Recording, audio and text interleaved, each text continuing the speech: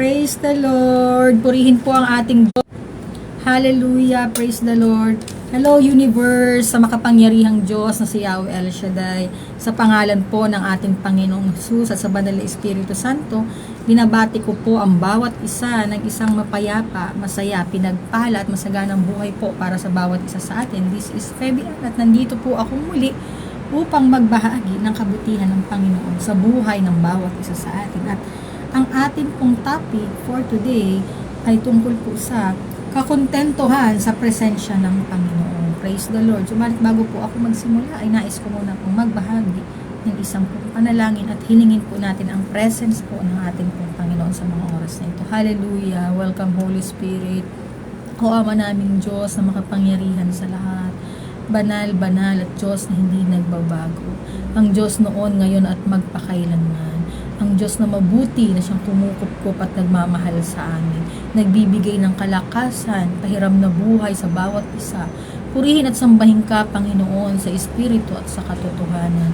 Sa iyong kadakilaan, Panginoon, narito po kami lumalapit, humihingi kami ng awa at habag mo. Patawarin mo po kami, Panginoon, sa lahat ng aming karumihan at sa lahat po ng aming pagkukulang. Kahabagan mo kami, Panginoon, lihim man po o hayag ang aming nagawang pagkakasala, dinudulog po namin ito sa iyo. Hugasan mo po kami, Panginoon, ang iyong banal na dugo na nabuo sa krus ng Kalbaryo upang hindi po kami maagaw ng kalaban. Hallelujah. At maraming salamat po, Panginoon, sa kabutihan mo, sa kadakilaan mo, Panginoon. Maraming salamat po sa dakilang kahabagan mo, sa kapatawarang ibinibigay mo po sa amin. Maraming salamat sa pahiram na buhay, Panginoon, sa araw na ito, na meron po kaming lakas at nakakaganap po kami sa buong maghapon, Panginoon, dahil ikaw po ang Diyos na sumasama sa bawat isa sa amin. Maraming salamat sa mga pagsubok na amin pong nararanasan, sa family po na meron kami. Maraming salamat po sa biyaya at pagpapala mo, Panginoon, na ikaw po ang Diyos na higit pa sa sapat, na nagbibigay, Panginoon, ng kasapatan, kakontentuhan sa aming buhay. Pagpalain mo, Panginoon, ang oras na ito at sa mga darating pa pong sandali. Pagpalain mo, Panginoon, ang kapahayagan mo na magkaroon, Panginoon, ng katagumpayan, dahil ikaw po ang Diyos na mabuti na siyang nag-aaliw sa bawat isa sa amin. Ang mga buhay mong salita, Panginoon, ay maging pong kaaliwan, kapayapaan sa buhay ng bawat isa. I-bless mo, Panginoon, ang lahat na makakapanood at makakapakinig. Aabutin, Panginoon, ng iyong tinig. Pahiran mo, O Diyos, ang iyong abang lingkod ng iyong banal na langis sa aking labi. At ikaw po ang Diyos na magsalita at mangusap sa bawat isa. Itago mo po ako, Panginoon, sa iyong likuran at ikaw po ang makita. Hipuin mo, Panginoon, ang mga kaluluwang higit na nangangailangan ng awa at habag mo. At maranasan po, Panginoon, ang kabutihan mo patungo sa pagsisisi at sa pagbabago. Dahil ikaw po ang Diyos na kayang magbago, Panginoon, ng buhay ng tao. Hallelujah. Bigyan mo, Panginoon, ang iyong abang lingkod ng triple portion of anointing, Panginoon. At maipahayag mo, Panginoon, ang iyong kapahayagan na ito ng mga buhay mong salita ay maging, Panginoon, mightily, bold and effectively, Panginoon, nakapakipakinabang sa buhay ng bawat isa at magrema, Panginoon, sa buhay ng bawat isa at may sa buhay po namin ito, Panginoon. Hallelujah. I-bless mo, Panginoon, ang lahat ng aabutin ng tinig mo. Ikaw po ang Diyos na makapangyarihan na siyang gagawa. At inaangkin ko po, Panginoon, ang 100% katagumpayan ng kapahayagan mo. Take over, Holy Spirit, and speak up, Jesus, sa mga pagkakataon na ito. Maraming salamat po, Panginoon, sa pangalan ni Jesus. Amen. Praise the Lord. Hallelujah. Ang ating pong topic ay tungkol po sa kakontentuhan sa presensya ng Panginoon. At ang ating pong gospel ay hango po sa Isaiah 51, 1-8. Ang sabi po dito sa Isaiah 51, 1-8. Praise the Lord. Kayo'y magsipakinig sa akin, kayong nagsisisunod sa katuwiran. Kayong nagsisihanap sa Panginoon, magsitingin kayo sa malaking bato na inyong kinaputulan at sa luwang ng hukay na kinukayan sa inyo. Tingnan ninyo si Abraham na inyong ama at si Sarah na nanganak sa inyo. Sapagkat nang siya'y iisa, ay tinawag ko siya, at aking pinagpala siya at aking pinarami siya. Sapagkat inaliw ng Panginoon ang Sion, kanyang pinasya ang lahat niyang sirang dako. At ginawa niyang parang Eden ang kanyang ilang, at ang kanyang lupang masukal ay parang halamanan ng Panginoon. kagalakan at kasiyahan ay masusumpungan doon. Pagpapasalamat at tinig na mainam. Makinig ka sa akin, o bayan ko, at pakinggan mo ako, o bansa ko. Sapagkat isang kautusan ay magmumula sa akin at ang aking kahatulan ay gagawin kong pinakaliwanag sa mga bayan. Ang katwiran ko ay malapit, ang aking pagliligtas ay lumabas at hahatol ang aking mga bisig sa mga bayan. Ang mga pulo ay magsisipaghintay sa akin at sa aking bisig ay magsisitiwala sila. Itingin ninyo ang inyong mga mata sa mga langit at magsitungo kayo sa lupa sa ibaba. Sapagkat ang mga langit ay mapapawing parang usok at ang lupa ay malulumang parang bihisan. At silang nagsisitahan doon ay mga mamatay ng gayon ding paraan. Ngunit ang pagliligtas ko ay magpakailanman at ang aking katwiran ay hindi mawawakasan. Inyong pakinggan ako, ninyong nakakaalam ng katuwiran. Bayan ang puso ay kinaroroonan ng aking kautusan. Huwag ninyong katakutan ang pula ng mga tao manglupaypay man kayo sa kanilang mga paglait, sapagkat sila'y lalamunin ng tanga na parang bihisan at kakanin sila ng uod na parang bihisan na balahibo ng tupa. Ngunit ang aking katwiran ay magiging magpakailanman at ang aking pagliligtas ay sa lahat ng salit-saling lahi. Amen po. Ang Diyos po ang naluwalhati sa kanya mga buhay na salita. Praise the Lord. Ano po ang connection nito dito po sa ating topic, sa gospel po na pakinggan po natin sa Isaiah 51, 1-8. At ang ating pong topic ay tungkol po sa kakontentuhan sa presensya ng Panginoon. Amen po. Ang sabi po dito ng Panginoon, ibinibigay po niya sa atin yung kanyang mga pangako. Na meron daw pong Diyos na magkakaroon po ng kaligtasan dahil meron pong Diyos na kaya pong umalalay sa bawat isa sa atin. Na ang sinasabi daw po ay huwag tayong matakot dahil ang kanya pong katwiran ay magpakailanman. At ang pagliligtas po ng Panginoon, hindi lang po ngayong panahon, kundi sa salit-saling lahi daw po ng ating buhay sa mga susunod pang generation. Amen po. So ang sabi po ng Panginoon, itingin ninyo ang inyong mga mata sa mga langit at magsitungo kayo sa lupa sa ibaba, sapagkat ang mga langit ay mapapawing parang usok at ang lupa ay malulumang parang bihisan. At silang nagsisitahan doon ay mga mamatay ng gayon ding paraan, ngunit ang pagliligtas ko ay magpakailanman at ang aking katwiran ay hindi mawawakasan. Amen po. So yun po, sa pangako pa lang po ng Panginoon, nagkakaroon po tayo ng kakontentuhan sa kanya pong presensya. Praise the Lord. At ang biyaya daw po at pagpapala ng Panginoon sa bawat isa sa atin ay higit po sa sapat, sigit pa sa sapat sa inaasahan natin. Walang labis, wala din daw pong kulang. Halos lahat ay nasa kaayusan. Subalit kung biglang dumating daw po sa buhay natin ang krisis, pagsubok na kinatatakutan natin na parang gigiba po sa ating buhay, at pakiramdam natin po, ayun na yung dati po kinakakontentuhan natin ay bigla pong nawala, bigla pong ginalaw ng Panginoon. Katulad po ng ginawa ng Panginoon kay Job na pinagpala po niya si Job. Subalit, sinubok po ang katapatan ng Panginoon ang kanya pong lingkod na ito, at nagtatapat po hanggang sa uli, hanggang sa nawala, at nakita po ng Panginoon katapatan ng lingkod niya na ito, ibinalik po niya ng higit pa sa inaasahan niya. Subalit po tayong tao, yung kinakukontentuhan po natin dito sa ating buhay, kung halimbawa subukin po ba tayo ng Panginoon, yung kakontentuhan po natin, bigla niyang inalis, nagkaroon po tayo ng krisis sa ating buhay, ginalaw niya upang subukin po ang bawat sa atin, sa ating pong pananampalataya. Kung tayo po ba ay mananatili po ba talaga tayo, or gigiba po natin yung pananampalataya natin, ay pinagkakatiwala natin sa Panginoon.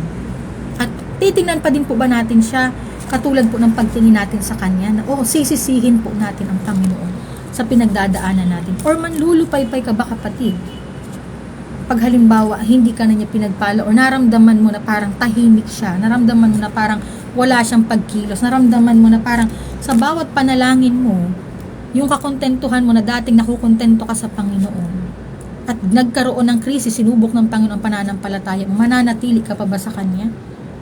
Kapag halimbawa nakita mo na parang nagigiba yung buhay mo dahil sa pagsubok, o bibigay ka at tatalikod ka sa Kanya at magiging magulo yung kaisipan, saan ka pupunta, kapatid, sa ganyang sitwasyon ng buhay mo? At yun nga po, ang sinasabi dito, manlulupaypay ka ba? Paano po ba natin masasabi sa buhay natin na kontento na tayo? At yun na ang at paano po natin masabi sa buhay natin na kontento na tayo, at masabi natin na yun na po ba yung tunay na destinasyon ng buhay natin para tayo ilubusan ng maging masaya? Pag tinawag po bang kakontentuhan, ito po ba yung halos wala ka nang iniisip sa buhay mo? Siyempre, halimbawa, kontento ka na sa sarili mo, wala ka nang iniisip, wala ka nang pinoproblema. Ay, hindi po parang abnormal po yan, kasi ang tao hanggat nabubuhay, marami pong problema. magtaka ka pag wala ka ng problema. Nakakapagtaka na yun. Pero kapag may problema pa rin po ang tao, ibig sabihin, buhay pa po tayo. Pero ano nga po ba natin? Paano natin masasabing kontento na tayo sa isang bagay? Paano natin masasabi na kontento na tayo sa presence ng Panginoon? Praise the Lord. At yun po ba na, ito din po ba yung tinatawag na tagumpay sa buhay kasi kontento ka na? Pag halimbawa nagtagumpay ka, nagawa mo na yung mga bagay na gusto mo, kontento ka na ba yan? Paano po ba natin ito mapapaliwanag sa buhay natin na ang salitang kontento na tayo? At yun po, yung masabing kontento na tayo dito sa presence ng Panginoon o kontento na tayo sa buhay natin. Paano po ba natin siya maipapaliwanag o ma-define sa buhay natin na eto na yun, eto na yung kakontentuhan na hinahanap ko. Praise the Lord. At eto po yung mapapakinggan natin dito sa kapahayagan ng Panginoon sa araw na ito. At meron po ditong 3 tayong mapag-aaralan sa topic po natin na kakontentuhan sa presensya ng Panginoon. Sa number 1 po, ang sabi dito, paano mo masasabi na kontento ka na daw sa buhay mo? Paano daw po natin yan masasabi? Kapag po ba may pera ka, yung masagana ang buhay mo, or yung pa-cellphone ka na lang, pahiga-higa ka na lang, kontento ka na ba niyan, kapatid? Or kapag nabibili mo na ba yung mga gusto mo, kontento ka na niyan? Kasi syempre, payapa na yung kaisipan mo, wala ka nang masyadong inaalala, nakukontentuhan ka na niyan. Or kapag may mabait kang asawa, or responsible, or maganda ang asawa mo, nakukontento ka na niyan. Or meron kang family, kontento ka na ba niyan, kapatid? Parang, eto na yung pinaka-ministry ko, eto na yung buhay ko, dito na makukontento na ako dito. Or kapag famous ka ba, sikat ka sa buong mundo, may kapangyarihan ka, kilala ka ng buong sangkatauhan, kilala ka sa buong mundo, may pangalan ka, kakontentuhan na ba yan sa buhay? Or kilalang tao ka? O kapag ka napasagot mo na daw po, ang matagal mo nang iniiro, makukontento ka na niyan. Parang panatag na ang kalooban mo. Masasabi po ba natin na kakontentuhan yan sa ating buhay? Paano po natin masasabi na kontento na tayo sa buhay kung ang lahat ng bagay na ibinigay sa atin ng Panginoon, parang sa tingin natin, eto na yung pangahawakan natin. Pero meron pa daw pong mas malalim dyan. May mas malalim pa daw po na kapahayagan sa pagiging kontento natin sa buhay, na hindi tayo basta-basta makukontento kasi meron po tayong palaging hahanapin. Parang meron po tayong palaging kulang kasi hindi po natin yung kaya na tayo lang mag-isa. So nagiging kontento po ang tao kapag ang presence po ng Panginoon ay naandyan at kasama. Praise the Lord. At nasasabi nga po na kontento ang tao kapag daw po nasumpungan mo ang tunay mong layunin dito sa mundo. Ano ba ang purpose natin kapatid dito sa mundo? Parang magpakasaya, magpakabuti sa buhay, gawin natin ang ating nais, kumita, uminom, magsaya, yan lang po ba? Yan ang pinaka ng tao, parang pinaka nature ng tao na dapat gawin. Subalit may mas malalim po dyan, kundi ang kilalanin po natin ang ating Panginoon at ang Diyos po, ang siya pong mag-handle ng ating buhay. Siya po ang magdadrive. Malalaman po natin ang tunay nating layunin dito sa mundo kapag nasumpungan daw po natin ang Panginoon Yesu Cristo. Praise the Lord. At ano pa po? Sabi daw po dito, kapag masaya daw po tayo sa bawat desisyon natin, tama daw po yung mga ginagawa natin. Kapag masaya daw po yung puso natin, ibig sabihin, tama ang ginagawa natin. Amen po ba? So, pag mas malalim po ang panawagan sa atin ng Panginoon dito sa buhay na ito, masasabi po natin na kontento na tayo kapag nagawa po natin ito ng tama. Kapag nagawa po natin ito ng tama at masaya po tayo, ibig sabihin, yun po ang tunay na kakontentuhan sa ating buhay. At kapag kaya po nating manatili na mag-isa sa buhay na ang presensya lang po ng Panginoon ang ating pong nasasandigan. Kasi hindi po natin yung kaya na tayo lang, sa family lang, sa friends lang po tayo. Hindi po natin masasabi na kontento na tayo sa ganito. Kasi kahit magawa po natin ang lahat ng bagay dito sa mundo, meron pong kulang na titirang parte sa ating puso na parang may hinahanap po tayo. Hindi po tayo makukontento sa ganito. Praise the Lord. At yun nga po, ang sabi daw po dito sa Ecclesiastes 12:13 to 14. Praise God. Ecclesiastes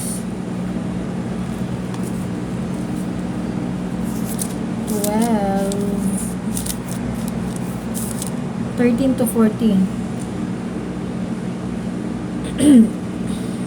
Ecclesiastes 12. Ang sabi po dito,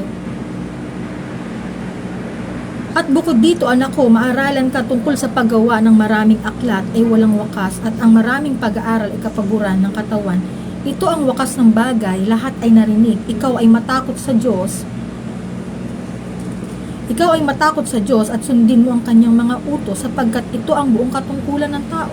Sapagkat dadalhin ng Diyos ang bawat gawa ng kahatulan, pati ng bawat kubling bagay, maging ito'y mabuti o maging ito'y masama. Praise the Lord. Wala po tayong ibang dapat gawin daw dito sa mundo, kundi ang makilala po natin ang Panginoon at magkaroon po tayo ng kakontentuhan sa presensya po ng Panginoon. Ang sinasabi po na ikaw ay matakot sa Diyos at sundin mo ang kanyang mga utos, sapagkat ito ang buong katungkulan ng tao. Amen po.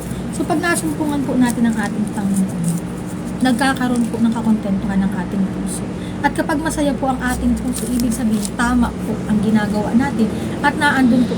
Ito po ang magtuturo sa atin ng tunay na layunin natin dito sa mundo. At may mas malalim pong panawagan ang buhay kapag nakilala po natin ang ating Panginoon. So praise the Lord. At ano pa daw po, paano natin masasabi na kontento po tayo sa presensya ng Panginoon? Kapag kaya po natin makontento din daw sa mga bagay na meron tayo, yung hindi po tayo mapaghangad. Hindi po tayo naghahanap na parang sisirain natin yung ating buhay sa kahahanap po ng mga bagay na hindi naman nararapat. Yung parang nagiging mahirap na ang lahat ng bagay para sa atin, pinapahirapan pa natin lalo ang ating po sarili. At hindi po yung nakakakontento ng ating pong kaisipan. Amen po ba? So, yun po ang sabi dito. Na masasabi po natin, kontento tayo sa buhay kapag daw po nasumpungan natin ang tunay nating layunin dito sa mundo. At magkaroon daw po tayo ng takot sa Diyos dahil yun po ang buong katungkulan ng tao sa kapanahunan na ito. Amen po. Kaya kapag kaya daw po nating manatili sa presensya ng Diyos, kahit tayo lang po mag-isa, mararamdaman po natin ang tunay na kapayapaan na kaloob po ng Panginoon. At sa number 2 po, ang sabi po dito, ano daw po itong mga hadlang sa kakontentuhan natin sa buhay? Ano po itong mga humahadlang sa atin?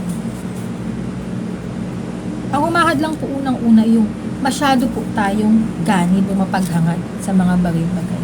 Hadlang po yun sa kakontentuhan natin. Na kung ano-ano po yung mga naiisip natin, nasisira na po yung isip natin sa pag-iisip ng mga bagay na hindi naman natin kaya. Sinasaksak po natin na sinasaksak sa kaisipan natin. Nahihirapan na po yung isip natin, nahihirapan na po yung sarili natin. Pinapahirapan pa natin ng todo. At yung pagiging ganid po natin na parang kinukulong po natin yung sarili nating kaisipan, kinukulong po natin yung sarili nating puso doon sa paghahangad natin nang higit pa po doon sa ibinibigay sa atin ng Panginoon. Parang kumbaga sobrang taas. Wala naman pong masama sa mangarap ka po dito sa ibabaw ng lupa, sa pangarap mo bilang tao. Pero yung masasobrahan po tayo na parang nagiging pong karumihan, kasalanan na po sa ating Panginoon, nagiging karumihan na po sa ating puso. Ibinababa po ng Diyos ang mga taong ganyan. Hindi po yun nagiging kontento sa ating buhay. At hindi po, yun po yung nagiging hadlang sa buhay natin para mawala po yung kakontentuhan natin. Na parang sanay na tayo dapat sa mga simpleng bagay, okay sa ganito. Kasi kahit maabot po natin yung mga bagay na nais natin, hindi po natin kayang bilhin yung kapayapaan. Hindi po kaya natin bilhin. Sasabi nila, ano ba itong sinasabi na, hindi daw po makakapagpasaya ang pera ng tao, ang pera sa tao. Pero meron nagsasabi, ikaw lang yung kasi kailangan ko, tunay po na kailangan ng tao ng tulong. Subalit yun nga po sasabi dito sa ating po pinag-aaralan. Sa kapahayagan na kaloob po ng Panginoon. Ito po yung mga humahat lang sa kakontentuhan natin sa buhay. Yung pagiging po nating mapaghangad. Pagiging nating ganid. Na kahit masira na po tayo, magkasira-sira na yung reputasyon natin, masira na yung buong pagkatao natin, hindi pa po tayo tumitigil. Kasi hindi po tayo nagtitiwala sa Panginoon dahil yung free will po natin ang gumaganap sa buhay natin para maging ganun po tayo. At ano pa po, nagiging pong marumi ang puso natin na puno po ng mga basura. Ito po yung hadlang sa kakontentuhan natin sa buhay. Sa kasimplihan lang po ng buhay na bigay ng Panginoon para sa atin. Kumbaga, ang simple lang ng lahat ng bagay. Pinapahirapan natin yung sarili natin dahil po sa maruming pag-iisip natin, sa maruming puso natin na punong-puno po ng basura. Amen po ba? At yun pong panloloko natin sa kapwa. Yung mga kaartihan po natin sa buhay, yun pong mga, yung parang wala ka nang maipagyayabang, pinipilit mo pa, pinipiga mo pa yung magulang mo, pinipiga mo pa yung asawa mo na parang para makapagpasikat ka lang doon sa kaibigan mo, may pasikat mo sa kanya na meron kayo, may pasikat mo. So yun yung nawawalan ka na ng kakontentuhan sa buhay dahil sa maruming puso, sa panloloko mo sa sarili mo, sa panloloko mo sa kapwa, at sa kaartihan po natin sa buhay.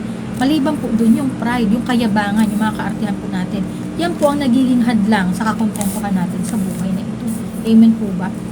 So nawawala po yung pag-ibig ng Panginoon kasi napapalitan po ng pagiging mapaghangad at pagiging ganid natin bilang tao. Amen po. So sabi rin po dito sa Mateo 15:18-19, praise the Lord. Ang sabi po dito is, datapwat ang mga bagay na lumalabas sa bibig ay sa puso nang gagaling at siyang nakakahawat sa tao. Sapagkat sa puso nang gagaling ang masasamang pag-iisip, mga pagpatay, mga pangangalunya, pakikiapid, mga pagnanakaw, mga pagsaksi sa hindi katotohanan at mga pamumuson. Amen po. Galing po ito lahat sa maruming puso. Yung mga kaisipan, yung mga nangyayari po yung mga kaisipan sa maruming puso muna na paghahangad po natin para mawala po yung kakontentuhan natin sa buhay. Kasi napapatay po, namamatay po yung mga kabutihan na kaloob ng Panginoon sa atin sa maruming puso, sa basura sa puso. So, ito pong mga nagaganap sa buhay natin. Kapag ka nag-iisip po tayo ng masama, nagsisimula po lahat yan sa maruming puso. Marumi po ang puso natin, lalo kaya pagka may lumalabas sa ating pong bibig. Galing po yan sa maruming puso. Amen po ba? So, ang sabi po ng Panginoon dito, na sa sobrang mapaghangad po natin sa buhay, wala na po tayong kakontentuhan. Hanap po tayo ng hanap, pinapahirapan natin ang ating sarili, pinapahirapan po natin ang ating puso, ang ating kaisipan. Halos hindi po tayo patulugin kasi wala na po tayong kakontentuhan. Parang nagawa mo na yung mga bagay na gusto mo, kaya kahit hindi mo man magawa, pinapahirapan mo lang kapatid yung buhay mo. Dahil sa pagiging mapaghangad mo at sa pagiging ganid mo. Ganid ng kaisipan, ganid sa puso, marumi ang puso. At yun nga po ang sinasabi. Pero meron pong pangako ang Panginoon sa atin, sa mga tao daw po na nagsisisi, tumatanggap sa Kanya, nagpapapasok sa Kanya. Dito po, para mawala daw po itong mga hadlang na ito, matuto po tayong magsisi, lumapit sa Panginoon. Repentance. Amen po ba? Sa 2 Chronicles 7:14, ang sabi po dito, kung ang aking bayan na tinatawag sa pamamagitan ng aking pangalan ay magpakumbaba at dumalangin, at hanapin ang aking muka at talikuran ang kanilang masamang mga lakad, aking nandidinggin sa langit at ipatatawad ko ang kanilang kasalanan at pagagalingin ko ang kanilang lupain. Pagagalingin ng Panginoon ang ating espiritu, hindi lang tayo, maging daw po ang ating lupain, hindi literal na lupain, kundi ang ating buong sambahayan. Dahil ang tao po na nagpapakumbaba sa harapan ng Panginoon at marunong manalangin, ay naipapanalangin din po maging ang buong sambahayan. Minsan na maging kapitbahay pa, maging kaaway pa, kasi malinis po ang puso.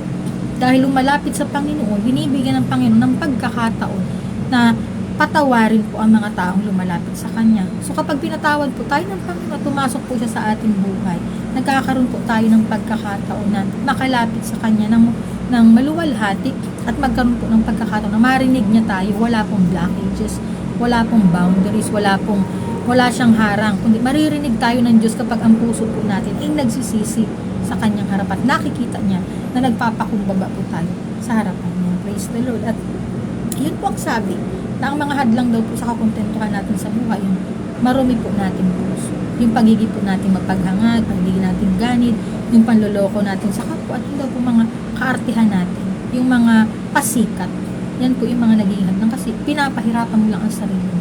Ibig sabihin, ang gusto ng Panginoon dito, magsisi po tayo sa ating mga kasalanan kasi doon po namumuo ang pagkakasala natin bilang tao kasi hinahangad natin sa buhay natin yung makasira tayo ng ating kapwa at masira din po natin ang ating sarili. Na samantalang ang gusto lang ng Panginoon sa atin ay sumunod tayo sa Kanya, manumbalik po tayo sa Kanyang paahan, manalangin tayo at siya po ang bahalang magbigay ng mga bagay na nais natin sa ating buhay. Kumbaga, pag nakadikit daw po tayo sa ating Creator, sa pinaka-source ng lahat ng bagay, ang Diyos po ang maglalaan sa ating mga pangangailangan. So, nagkakaroon po tayo ng kakontentuhan pa lang sa presence po ng Panginoon kung tunay na makukontento po tayo. Kung maghahangad pa po tayo ng sobra-sobra. Kasi pag sobra-sobra po yung hinahangad natin, pinapahirapan lang po natin ang sarili natin. Ibig sabihin, ayaw mo magpasakop sa Diyos, kapatid. So, yun yung nagiging hadlang sa buhay mo. Na imbes na kukontento ka sana dyan sa katatayuan mo, nakakontento ka sana sa family mo, dyan sa asawa mo, hindi ka makontento kasi ang dami mong hinahanap. Praise the Lord. Tama po. So pwedeng, wala ka namang hinahanap, wala ka naman dapat hanapin. Binibigyan ka ng Panginoon ng karapatan na lumapit sa Kanya. Pero hindi ka mapakali kasi gusto mo makapagpasikat ka doon sa kapwa mo. Gusto mo may makita sila sa'yo. Gusto mo na parang anuhin ka nitong magkaroon sila ng paghanga sa'yo. So, nawawalan po tayo ng kakontentuhan sa ganung bagay kasi iba po ang kaisipan natin, iba po ang laman ng ating puso. Amen po ba? So, sa number 3 po, sa sinabi po dito sa kapahayagan sa Isaiah 51:1-8.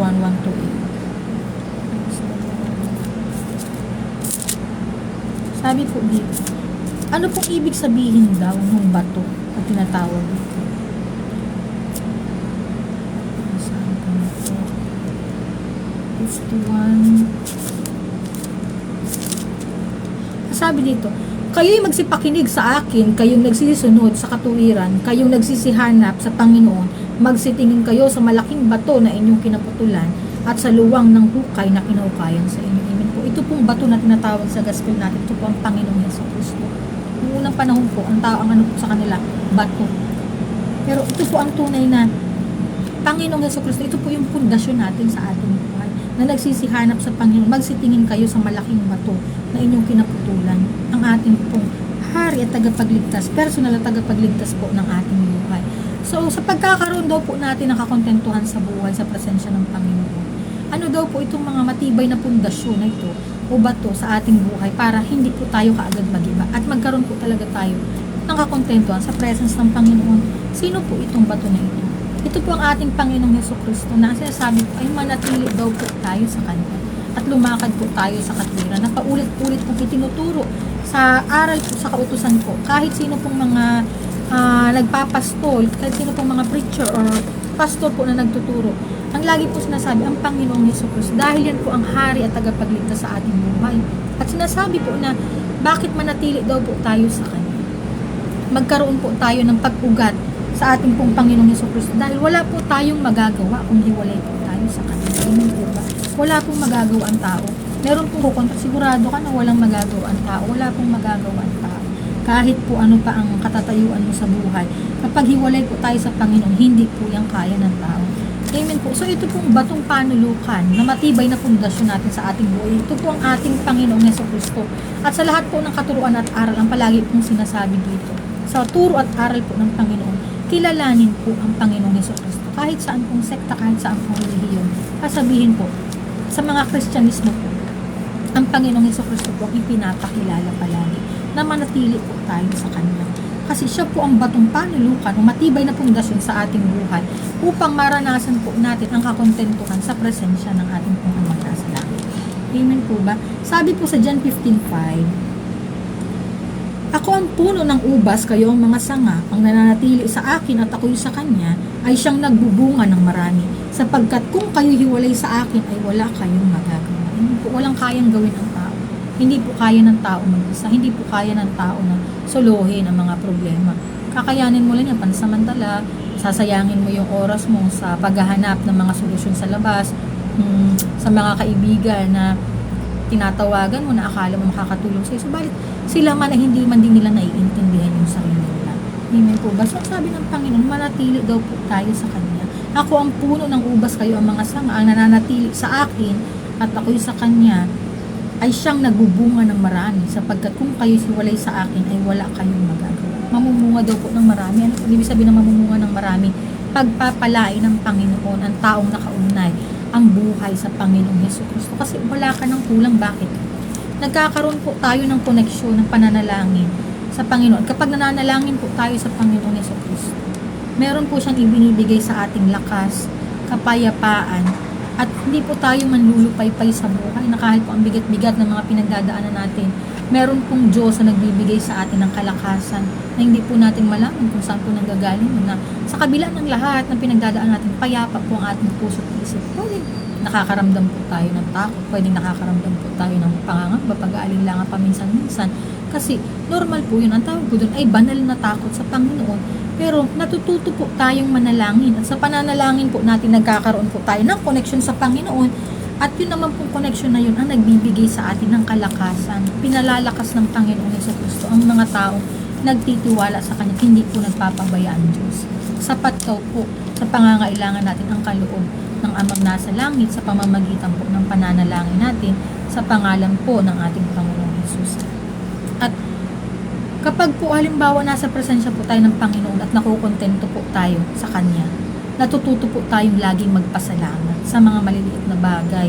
Marunong po tayong magpasalamat na doon sa mga bagay-bagay na natatanggap natin. Kasi hindi na po tayo naghahanap. Nakukontento na po tayo sa presence niya na eto lang muna yung bigay ng Panginoon. Tanggap mo yan. Ang sabi nga po, ang tao daw po na pwedeng pagkatiwalaan sa maliit na bagay, pwede kang pagkatiwalaan sa malaking bagay.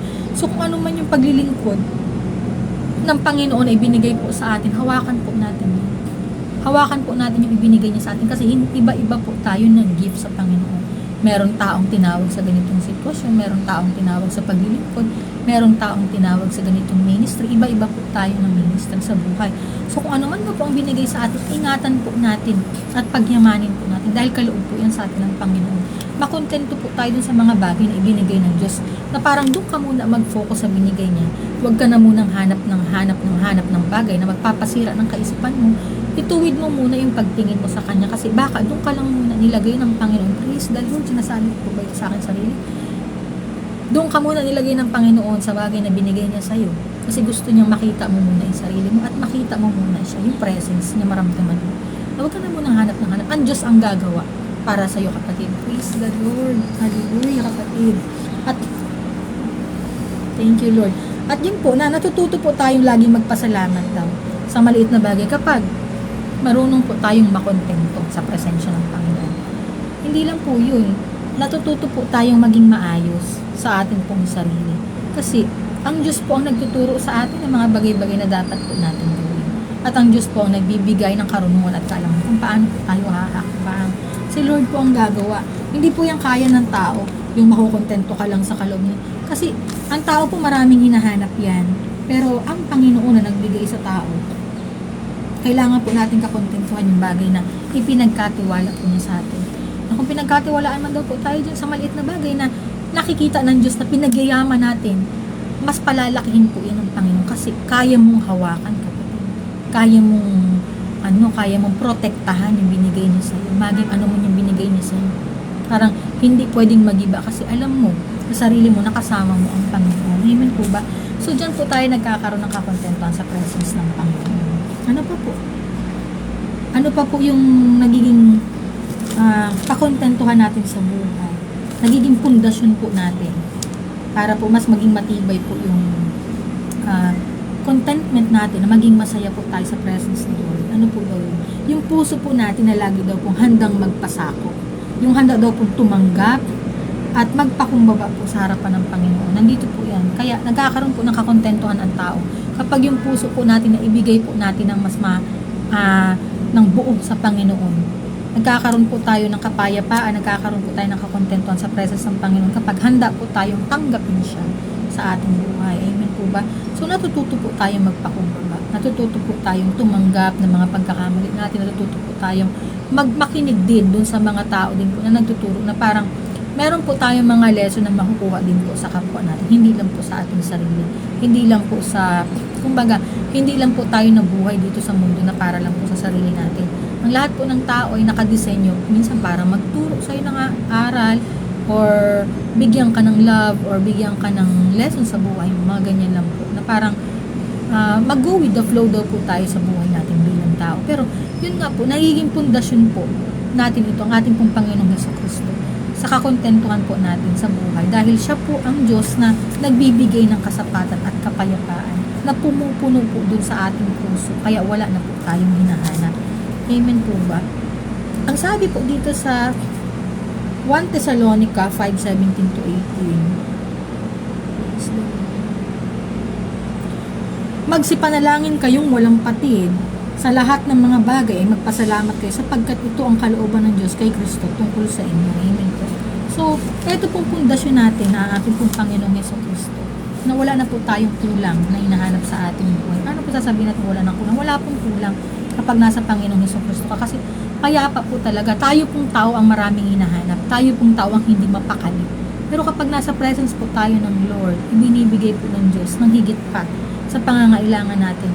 Ang buhay na nais po natin, pwede pong nadidelay ang blessing ng Panginoon. Pwede pong akala mo parang silent lang siya, parang hindi ka naririnig. Pero kung tuloy-tuloy po tayo sa ating pananalangin at nagtitiwala po tayo sa ating Panginoon na meron po siyang gagawin, Lord, please, may gagawin ang Panginoon, praise the Lord, na ginagawa ang Diyos. At hindi po nagpapahuli ang Panginoon sa last 2 minutes ng buhay ng tao. Amen po ba? Hindi po ay nagpapahuli ang ating Panginoong Jesucristo kasi ayaw po ng Diyos na papariwara tayo. Ayaw po ng Diyos na maging masama po tayo. Ayaw ng Diyos na maging magulo po ang buhay natin. Kaya ang gusto ng Panginoon, maranasan po ng bawat isa ang kaligtasan ng buhay natin. At syempre, siya po ang ating pundasyon. Siya ang gaganap. Siya po ang magbibigay ng lahat ng ating pangangailangan. Amen po ba? So yun po ang sabi ng Panginoon na lagi daw po tayong magpasipanalangin ng walang patid. Sobra naman walang patid at tunay po yung kapatid, manalangin po tayong lagi sa Panginoon. Hingiin po natin ang kanyang presence, ang kanyang blessings kasi si Lord po ang kayang magbigay na sa atin. Wala pong imposible sa Panginoon. Minsan iniisip mo pa lang, buntong hininga mo pa lang ginagawa niya. Meron ang Panginoon na kung malaki ang prayer po natin, pinaghihintay tayo ng Diyos. Pinagtitiis ka muna niya. Pinagtsatsaga ka muna niya. Kasi kailangan po natin ng mahabang pasensya sa paghingi. Kasi tinitingnan po ng Panginoon kung tapat po ba tayo sa ating pananampalataya sa Kanya. O kung magigiba ka na ba kapag halimbawa sinubo ka ng Panginoon. Yun nga po na lingkod na si Job.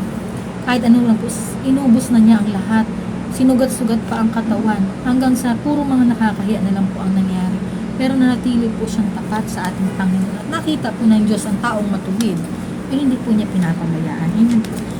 So yung presence po ng Panginoon ay nagiging kakontentuhan po yan sa ating buhay. At yan po ang ating Panginoong Jesucristo. Amen po. So ang sabi daw po, sa lahat ng mga bagay ay magpasalamat daw po tayo. Hindi lang po sa mga blessing. Hindi lang po sa mga magagandang nangyari sa atin. Hindi lang po sa mga nagmamahal sa atin or sa family or sa mga anak, sa mga pinagdadaan natin. Maging po sa mga pagsubok na nararanasan. Ipagpasalamat po natin yan kasi buhay pa po tayo. Ibig sabihin, meron pa po tayong mission dito sa ibabaw ng lupa. Meron pa pong pinapagawa ang Diyos para sa atin. Hindi pa tapos ang Panginoon. Pinagiging ganap ka pa ng Panginoon kasi gusto pa niya ng Panginoon na maghari pa siya sa ating buhay. Amen po ba? So ang mga tao pong nakukontento sa presence ng Panginoon, yan po yung mga taong pinagpala. Pinagpala ng Diyos po yan kasi payapa ang buhay mo. Nabubuhay kang matiwasay. Nabubuhay ka sa katuwiran ng Diyos. Praise the Lord. At yun po, ano pa po ang nagiging pundasyon natin sa presence ng Panginoon kaya nagkakaroon po tayo ng kakontentuhan. Yun po ating pananampalataya. Pinatatatag ng Panginoon yan. At yung pagtitiwala po natin sa Panginoon. Siyempre, ang mga tao pong tinawag ng Diyos, ang mga tao pong binigyan ng puso, ng pananampalataya, ng pagtitiwala sa Kanya, yan po yung mga taong pinagpala ng Panginoon na merong karapatang makalapit sa Kanya kasi meron kang tulay, meron po tayong connection sa Kanya dahil marunong po tayong magtiwala. So, yun po mga tao na hindi naniniwala sa Panginoon, binibigyan pa rin po ng banal na takot ng Diyos para makilala po natin ang ating Diyos na buhay. At ipaalam po sa atin, ipaalala sa atin palagi na hindi po natin kayang mag-isa. Amen po. Hindi lang yung mga taong tinawag niya, kundi lahat po ng tao, maging ang mga taong makasalanan na gustong-gustong iligtas ng Panginoon. Panginoon, ang gusto lang po ng Diyos para sa atin is lumapit tayo sa Kanya. Parang maging bukas po tayo sa Kanya sa pagtanggap kasi ang Panginoon ay lagi po nandiyan kumakatok sa ating buhay. Tayo lang po ang tumatalikod sa Diyos. Pero hindi po tayo tinatalikuran ng Panginoon. Amen po. Napakahirap po ng dadaanan mo kapag naglilingkod ka sa Diyos. Kasi sinusubok ng Diyos ang pananampalataya ng tao. Pero ang Diyos din naman po ang nagbabalik ng lahat ng bagay na pangangailangan natin dito sa ibabaw ng lupa. Kaya nga po sinasabing makontento po tayo sa presence ng Panginoon. At sa mga tao pong nananampalataya at nagtitiwala sa Kanya, ang sabi po sa Hebreo 10:35-38. Praise the Lord. Ang sabi po dito, huwag nga ninyong itakwil ang inyong pagkakatiwala na may dakilang gantimpala. Sapagkat kayo'y nangangailangan ng pagtitiis upang kung inyong magawa ay ang kalooban ng Diyos ay magsisitanggap kayo ng pangako.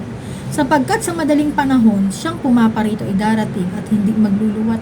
Ngunit ang aking lingkod na matuwid ay mabubuhay sa pananampalataya at kung siya ay umurong ay hindi kalulugdan ng aking kaluluwa. Amen po. Ito po yung sinasabi ng Panginoon dito na kapag inurungan po daw natin ang mga pagsubok at hindi po tayo nagtiwala sa Kanya, pababayaan po tayo ng Panginoon. At yun ko sasabi na hindi daw kalulugdan ng aking kaluluwa. hindi daw po magagalang ang Panginoon sa mga taong tumatalikod sa Kanya. Kung baga binigyan ka ng Diyos ng para sa iyo, ang gagawin mo lang, pagyamanin mo, huwag kang hanap ng hanap sa labas. Parang huwag ka munang makulit, huwag ka munang magulo. Parang tutukan mo muna yung para sa iyo. Diyan ka muna, parang huwag kang ma-distract sa mga bagay sa buhay mo. Kasi may ginagawa ang Diyos sa buhay mo na hindi mo nalalaman. Dahil sasabi nga po, bakit kapag katahimik ang Panginoon na parang hindi natin naririnig? Bakit parang bingi ba ang Diyos na hindi tayo man? Pero yun nga po sinasabi dito, na huwag na ninyong itakwil ang inyong pagkakatiwala na may dakilang gantimpala. Ano pong pagkakatiwala? Ito pong binigay sa atin na gift ng Panginoon. Ito po na may dakilang gantimpalang nagmumula sa langit. Hindi po tao ang nangako sa atin, hindi po tao ang tumawag sa atin. Ang Diyos po, ang Diyos ang nagbigay sa ating kapatid ng pusong may pananampalataya. So kung nagtitiwala tayo sa Panginoon, huwag mong itakwil, parang huwag mong talikuran yung ibinigay niya sa iyo, panghawakan mo. Kasi ibig sabihin, may gagawin ang Diyos. Na sinasabing may dakilang gantimpala, mas malaki ang blessing ng Panginoon kesa doon lang sa pangako ng tao. Minsan nangahawak tayo sa pangako ng tao kapag halimbawa hindi na natin makita yung nilalakaran natin, lalo madilim, parang malamig, madilim, wala kang makita, hindi mo talaga maintindihan kung ano yung nagaganap sa buhay mo. Pero yung nga po sinasabi na wag daw nating itakwil ang ating dakilang gantimpala na kaloob ng Panginoon. Huwag natin itakwil ang ating pagtitiwala na may dakilang gantimpala. Yung pananampalataya po yan, yung pagtitiwala natin sa Panginoon, na huwag daw po nating talikuran ang Panginoon kasi meron po siyang pangako para sa bawat isa sa atin. Sapagkat kayo nangangailangan ng pagtitiis upang kung inyong magawa ang kalooban ng Diyos ay magsitanggap kayo ng pangako. May pangako ang Diyos, ibig sabihin hinuhulma po ang ating puso, ang ating pananampalataya ng Panginoon. Na kung magawa daw po natin ito ng may pagtitiis, maging matiisin at maging matsagain daw po tayo sa paghihintay sa Panginoon dahil malapit na po siyang pumarito at hindi daw po magluluwat. Ano po yung magluluwat? Hindi daw po parang hindi mawawala yung pangako ng Diyos. Malapit na siyang dumating sa buhay natin. Kundi naandyan ang Panginoon, papapasukin lang po natin siya sa ating puso. Sabi po ba na malapit na dumating yung paghukom na nasabi na magra-rapture na, kukunin daw po ang lahat. Praise the Lord. Pwede po natin yan isa puso yung salita ng Panginoon na ang tao pong nabubuhay sa kahabagan ng Panginoon ay nagkakaroon po ng kaligtasan at buhay na walang hanggan. Alam po natin kung saan tayo pupunta. Kasi maghuhukom ang Diyos, tatanungin po tayo, ano ang ginawa mo noong panahon na nabubuhay ka? Bakit hindi mo ako kilala? Bakit hindi wala kang ginawa sa buhay mo? So yun po na, wag daw po nating itakwil yung pagtitiwala natin sa Diyos na meron pong dakilang gantimpala sa Kanya. Higit po sa inaasahan natin, pangako lang ng asawa mo, pangako lang ng tao, salita lang ng politiko, salita lang ng katrabaho mo, salita lang ng boss mo. Huwag daw po nating ipagpalit ang pangako ng Panginoon sa ating buhay na meron pong dakilang gantimpala. At ang tao daw po na matuwid na mabubuhay sa pananampalataya ay meron pong tatanggaping pangako na mula sa Panginoon. Subalit ang hindi daw po na ang hindi po tatanggap sa Panginoon at itatakwil ang Diyos ay hindi po matutuwa o hindi malulugod ang Diyos, kundi mawawalan po ng saysay ang lahat ng bagay sa buhay mo. Magkakaroon po ng mga kahihiyan. Doon mo mararanasan parang minamalas ka na, parang nagkakaroon ka na ng pagpalo, pinapalo o parang tinatapik tayo ng Panginoon sa ganung bagay na magkaroon po tayo ng panunumbalik sa Kanyang paan. Subalit, ang Diyos po ay mabuti sa mga taong nabubuhay. Kaya nga po sinasabi na ang Diyos hanggat buhay ang tao ay tagapagligtas. Subalit kung namatay ng tao at kaluluwa na lang, nagigit po itong hukom. Kaya mapalad po tayong mga tao dito sa ibabaw ng lupa dahil ang taong nagtitiwala sa Panginoon ay binibigyan po ng kaligtasan at paglaya sa buhay na sa ating pong nakaraan. Praise the Lord. At sa ating pong konklusyon, isuot daw po natin lagi ang baluti ng pananampalataya sapagkat tinanggap po natin ang kaligtasang kaloob ng Panginoong Hesukristo.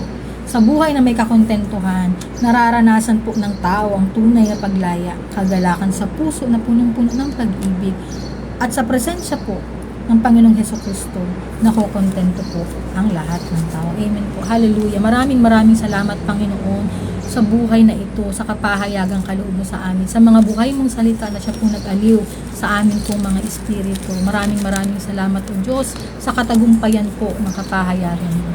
Pagpalain mo, Panginoon, na nakapanood at nakapakinig, inabot, Panginoon, ng iyong tinig.